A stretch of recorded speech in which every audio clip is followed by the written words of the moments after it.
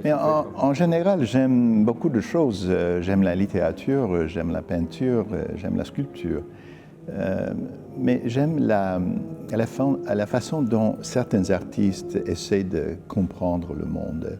Chaque génération, que ce soit des philosophes ou que ce soit des artistes, ils essaient de comprendre le monde. Et pour moi, depuis mon petite enfance, j'essaie de comprendre. Dans ma jeunesse, je faisais pas mal de dessins et de travail avec l'argile. Mon père m'a instruit un petit peu dans ce domaine. Et ce genre de travail, c'est un peu comme un hobby, un passe-temps, m'a accompagné quand j'étais adolescent. Aujourd'hui, je suis plutôt quelqu'un qui aime regarder, contempler et apprécier les œuvres musicales et œuvres artistiques. Mais moi, je suis parmi ceux qui pensent que le travail artistique est un travail unifié, une seule chose, et que cette approche se manifeste dans toutes les formes d'art. Donc j'essaie d'écouter de la musique à l'intérieur d'une peinture, j'essaie d'écouter la sculpture à l'intérieur d'un roman, et j'essaie de comprendre le cinéma dans une œuvre musicale. Il y a une œuvre appelée Treppenmusik, qui est une œuvre dont le titre est en allemand, qui veut dire musique dans l'escalier. Et voilà, on a une image de l'escalier en étapes, un après l'autre, enfin des gradins un après l'autre. Et cette musique-là est inspirée par les tableaux graphiques du artiste graphique hollandais de nom Maurits Escher.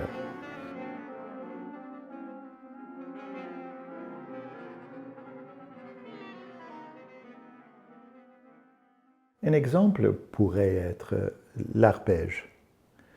Un arpège qui fait référence à l'harpe, mais un arpège est un accord qui est joué note après note ou unité après unité. Et pour moi, l'arpège est un peu comme les gradins d'un escalier. On fait le premier pas, puis on passe au deuxième pas, puis on passe. Et effectivement, un arpège monte et un arpège peut descendre. Donc c'est si simple que ça dans les cas où l'arpège figure. Dans d'autres moments,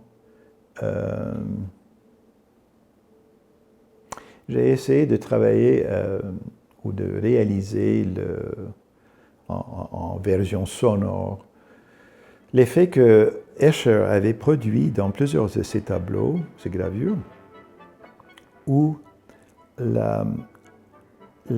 l'énergie dans le tableau semble être en tourbillon ou en spirale, et que l'énergie, enfin les yeux suivent cette énergie à cause des courbes qu'il fait ou les couleurs qu'il dessine.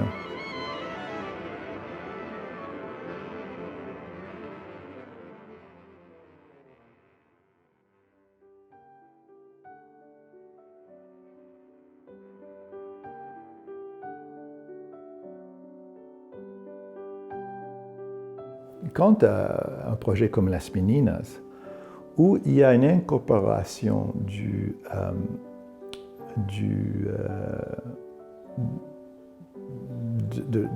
de l'œuvre classique déjà connue, l'image déjà connue, dans ce cas-ci, c'est l'œuvre pour piano de Robert Schumann appelée Kinderszenen, les scènes d'enfants.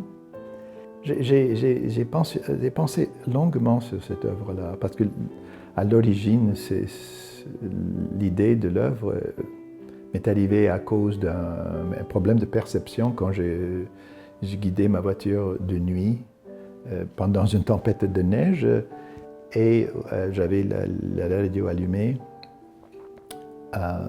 et à cause de l'engagement que j'avais avec la route devant moi, j'ai perdu la trame musicale.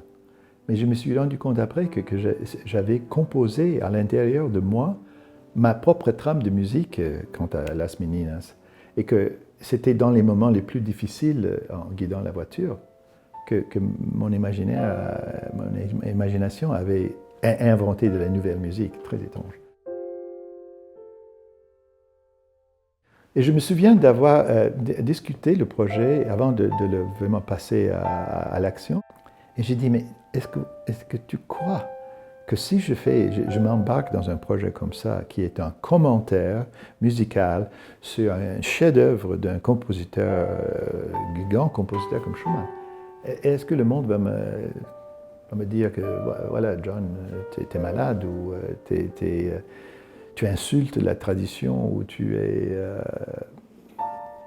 c'est une action comment on dit,